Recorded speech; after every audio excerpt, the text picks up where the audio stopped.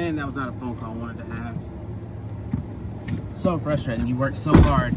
You work for a month, literally, for it just to be gone. That's one thing about real estate is it's one of the only jobs where you can actually do your full job from start to finish and not get paid. It's crazy. We just had a house that didn't appraise, not our fault, and now they want to back out because they don't want to pay the appraisal difference. So frustrating. It can really affect your day.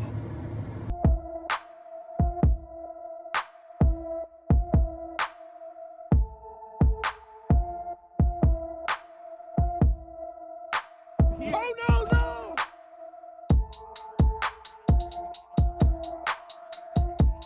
So often, especially early in my career, I would let one loss or one bad thing ruin my whole day and keep me from being productive. And the crazy thing is it could be the most simple things too, like a conversation not going my way, or a phone call in the middle of the video that I'm getting. Okay. Or an ad campaign that I was doing not being as successful as I had originally imagined. Just the smallest things. I would let those brief moments that I had no control over literally ruin everything.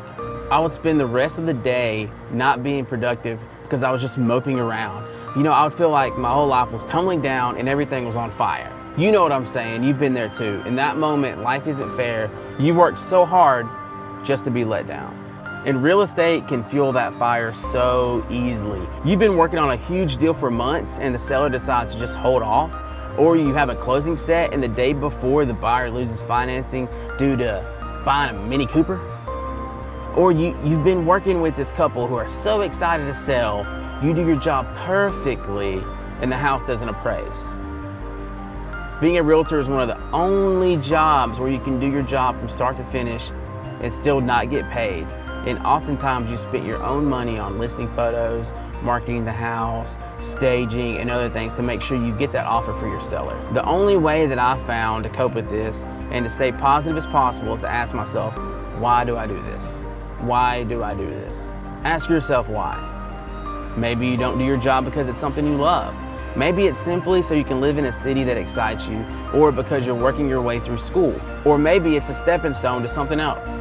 Whatever it is, remind yourself that the job itself does not define you. Reminding yourself why you do this will help you persevere through those bad days. I also stop what I'm doing, take a deep breath, think about the things I'm grateful for, and I just close my eyes, take a deep breath,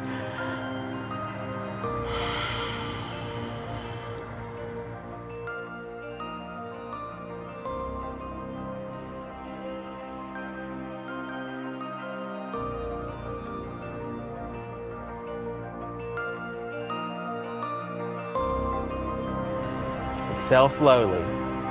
That helps me. Bad moments are normal. They do not define you. They do not get to steal your whole day. Remember your why.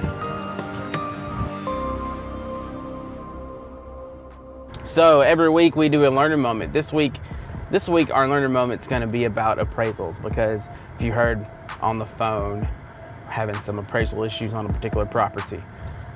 So pretty much, when you make an offer, it's contingent on the house appraising, because the bank's not going to loan you the money if they think that it's not worth it.